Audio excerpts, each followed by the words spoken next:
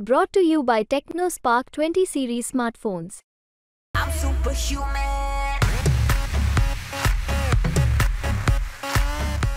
एका सख्या भावाला सख्या बहिणी सोबत कपडे उतरवून एका खाटेवर झोपवणारे हे काँग्रेसवाले देशाचे तुकडे तुकडे करण्याची भाषा करण्याची काँग्रेसवाले।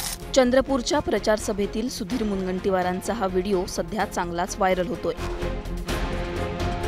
मुनगंटीवार यांनी आपल्या भाषणात काँग्रेसवर टीका करताना असभ्य भाषेचा वापर केला असा आरोप त्यांच्यावर होतोय। मुनगंटीवारांच्या भाषणाची ही क्लिप व्हायरल होत असून विरोधकांनी त्यांच्यावर निशाणा साधलाय। विरोधी पक्षनेते विजय वडेट्टीवार यांनी सुद्धा यावर प्रतिक्रिया देत मुनगंटीवारांच्या विधानाचा निषेध केलाय। नाही, सांस्कृतिक आहे की असांस्कृतिक मंत्री आहे, त्यांच्या त्या शब्दावरून त्यांच्या त्या बोलण्यावरून महाराष्ट्राच्या एकूणच मला वाटतं की सामाजिक आणि संस्कृतीला हे काळीमा फासणारं असं वक्तव्य आहे आणि याचा आम्ही निषेधच करतो। खरं तर कुठला तरी कधीतरीचा रिस्पॉन्स त्याचा आधार घेऊन अशा पद्धतीनं किळसवाणं शब्दप्रयोग करणं हे कोणाही महाराष्ट्रीयन माणसाला पटलेलं नाही आणि जनतासुद्धा अशा विचाराला खपवून घेणार नाही। योग्य धडा अशा प्रवृत्तीला जनता देईल, शिकवेल हा आम्हाला विश्वास आहे। काँग्रेसचे प्रवक्ते सचिन सावंत यांनी मुनगंटीवारांचा हा व्हिडिओ शेअर करत म्हटलंय, निवडणूक आयोगाने तात्काळ सुधीर मुनगंटीवार यांच्या या भाषणाची दखल घेऊन त्यांच्यावर कारवाई केली पाहिजे। अशा तऱ्हेची विखारी भाषा खपवून घेतली जाऊ नये। एका भावाला बहिणीबरोबर सारखे भयंकर व बेफाम आरोप मुनगंटीवार यांनी केले। हरण्याच्या भीतीने तोल ढळला आहे।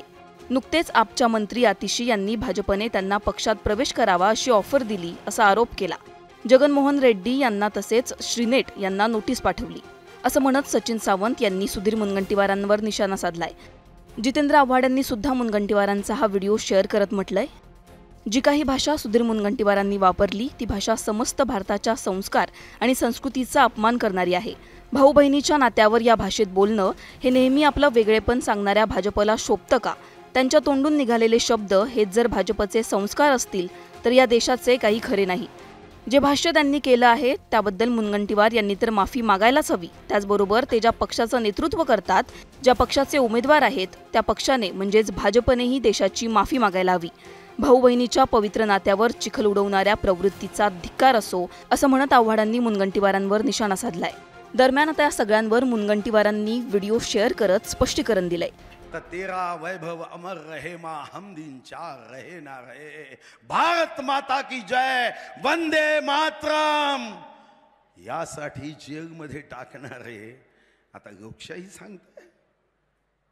अरे ज्यांनी 1984च्या दंग्यात पत्नीच्या नजरेसमोर पतीला जळत्या ट्रक मध्ये टाकलं, 4 वर्षाच्या माझ्या शीख मुलाच्या समोर त्याच्या वडिलांना ट्रक मध्ये टाकलं, ते आता हुकुमशाही लोकशाहीचं युद्ध लढताय। अरे एका सख्या भावाला सख्या बहिणी सोबत कपडे उतरवून एका खाटेवर झोपवणारे हे काँग्रेसवाले देशाचे तुकडे तुकडे करण्याची भाषा करण्याची काँग्रेसवाले, अफजल गुरुला फाशी देऊ नका म्हणणारे काँग्रेसवाले, तुष्टीकरणाचं राजकारण करणारे काँग्रेसवाले बोर्डावर लिहितात हुकुमशाही विरुद्ध लोकशाही। अरे हुकुमशाही तुमची आहे, लोकशाही बघायची असेल तर या जनसागराकडे बघा। हा जनसागर साक्षीला आहे की लोकशाही म्हणजे काय असते। 1984 साली काँग्रेसने केलेल्या अत्याचाराची आठवण करून दिली तर इतक्या मिरच्या झोंबल्या। अर्धवट क्लिप व्हायरल करून काँग्रेसने जनतेवर केलेले अन्याय तुम्ही लपवू शकणार नाही। 1984च्या दंगलीत असे अत्याचार झालेच नाहीत असं छाती ठोकपणे मला काँग्रेसच्या नेत्यांनी सांगावं। काँग्रेसच्या हुकुमशाही राजवटीवर मी नेहमी बोलत राहीन आणि तुमच्या अशा खोडसाळपणामुळे मी बिलकुल घाबरणार नाही। वंदे मातरम असं म्हणत मुनगंटीवारांनी या व्हिडिओवर स्पष्टीकरण दिलंय।